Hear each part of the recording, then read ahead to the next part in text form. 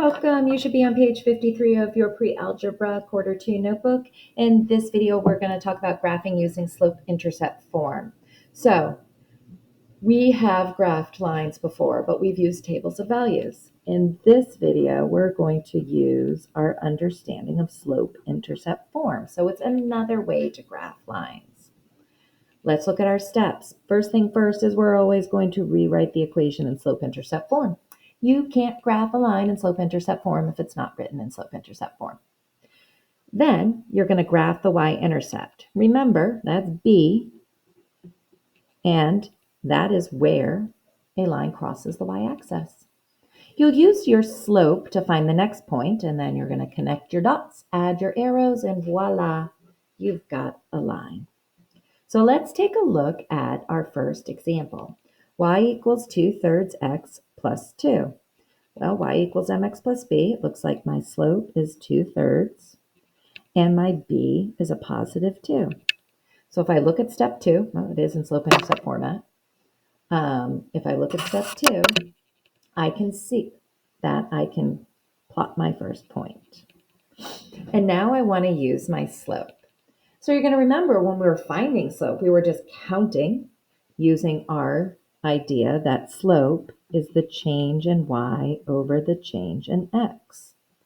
So I can see that my change in y is a positive 2, right?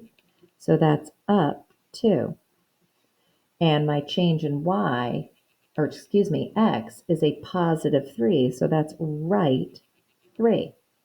So I can go up 2, right, so I was up 2, 1, 2, right 3, 1, 2, 3. So we went up 2, right 3. So there is a second point. I do want to kind of just encourage you to begin, this is just an optional thought process. So if I have positive 2/3, right? What is another way? Remember, fractions are division. Will you agree that 2/3 is equivalent to -2 over -3? A positive over a positive is positive, and a negative over a negative is positive. So if I rewrite my slope that way, if I'm thinking about slope as the change in y over the change in x, I could also go down to -2 and left 3. And so I could go down 2 and left 3. You can see I'm creating a straight line. I'm just going backwards. Create my straight line, add my arrows, and I've got this equation graphed using slope-intercept form. Let's look at this next one. Y equals 4 minus 5x. That does not look like mx plus b. There's my mx. I want that first. So I'm going to just rewrite this to y equals -5x. That subtraction sign goes with the -5x. And this is a positive 4. So my slope is -5 and my b is 4. So let's plot our b first. That's at 4, positive 1, 2, 3, crosses the y-axis at 4. Now my slope, I've got to think about, slope equals the change in y over the change in x. Well, I only have a -5. I don't have a fraction. Well, if you remember from previous math classes, I can make any real number a fraction. All I have to do is put it over a 1. Because think about this, -5 divided by 1 is still -5. I haven't changed the value. And this allows me to see, this is a negative, I'm going to go down 5, this is positive, and write 1. So let's go down 1, 2, 3, 4, 5, and write 1. Can I go down 5 more? Let's see, 1, 2, 3, 4. In this case, I don't have enough room on my graph to graph more than 2 points. I also couldn't go backwards. Like, remember, I switched this. Will we agree that -5 over 1 is equivalent to 5 over -1? -5 divided by 1 is negative 5, and a positive 5 divided by negative 1 is negative 5. So if I think of it that way, that's up 5 and left 1, and I can't go up 5 anyway. I just always want you to remember that you can vary the way you plot your slope. Okay, so there is line number 2. Let's look at line number 3. I have 3x plus y equals 0. This is not in y equals mx plus b format. I'm going to do a little stay and go to make sure I get it correctly. This is going to go, this is going to stay, and this will stay. When negative 3x goes, it goes as negative 3x. Y stays as a positive y, and 0 stays as, well, 0 isn't positive or negative. I don't have to write 0, so I am going to just write negative 3x as my final equation. But I can see from here that my b is 0, and my slope is negative 3. So this is a situation, if b equals 0, my y-intercept is at the origin. Now let's interpret my slope. My slope equals negative 3. Again, I don't have a denominator, so I'm going to put it over a positive 1. That does not change the value of negative 3. And that would be down 3, right 1. 1, 2, 3, right 1. Let's be flexible in our thinking. I know that negative 3 over 1 is equivalent to a positive 3 over negative 1. I've just switched the negative to the denominator. Negative 3 divided by 1 is negative 3, and 3 divided by negative 1 is negative 3. So slope in this case is 3 over negative 1, and I will go up 3 and left 1. Up 3 and left 1. And I'm still creating what is clearly a straight line. And I am done. Okay, last one on this page. I have y equals negative 1/2 x plus 3. That sure does look like negative y equals mx plus b. My slope is negative 1/2, and my b is 3. So I'm going to put 1, 2, 3. All right, this is a case when I have my negative on the outside. I can put my negative in the numerator or the denominator. Let's write it both ways. Slope can either be negative 1 over 3, over 2,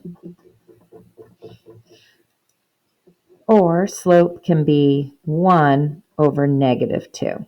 So I've just put in one case in the numerator or in the denominator. So in this case, I will go down 1 and right 2.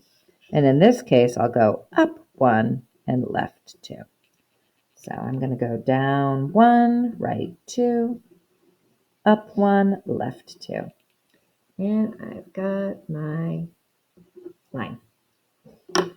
Okay. Let's now take a look at page 54. On this page, we're really going to be focusing on kind of matching graphs and equations.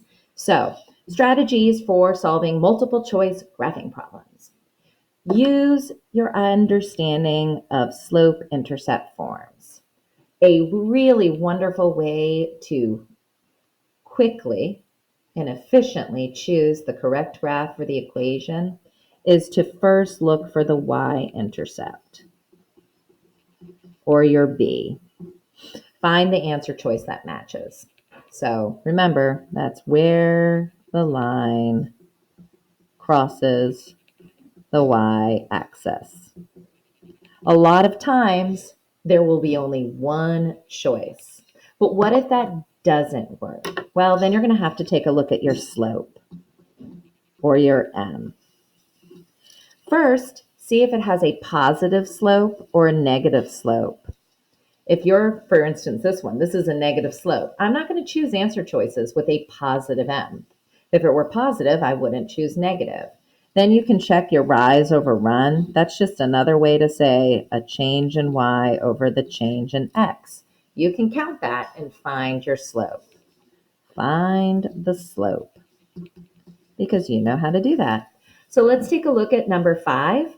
Which equation represents the graph shown below? I'm first going to look for, these all have the same y-intercept where it crosses at -1. That's not going to give me what I need to in order to graph this equation or find the right equation for the graph. So I'm going to have to depend on my understanding of slope. This is a negative slope. In choice A, that's positive. That can't be my answer. In choice B, M is positive. Cannot be my answer. I've now eliminated 2 choices. So let's do some counting. I'm going to find another perfect point. And remember, slope is my change in y over change in x. I'm going to go down 2. So that's -2. Right 1. Right 1. -2 divided by 1 is -2. Here is my correct slope, and D is my answer choice. Let's take a look at number 6. Maybe we'll find our answer based on the y-intercept. I know that B equals -3. Let's see. This is -1, -2, -3. That's not going to help. -1, -2, -3. Not helping. -1, -2, -3. I'm not very lucky on my B's helping me here. -1, -2, -3. Okay, B did not help me on any level. So I need to depend on my slope. M equals 1/2. That is a positive number. So it is going to be a positive slope. Let's see. D is a negative slope. C is a negative slope. Okay, I've eliminated 2 choices. I'm looking for a change in y over a change in x to be 1/2. Let's see, this one, here's another perfect point. This one goes up 2, right 1. So this one is a 2/1.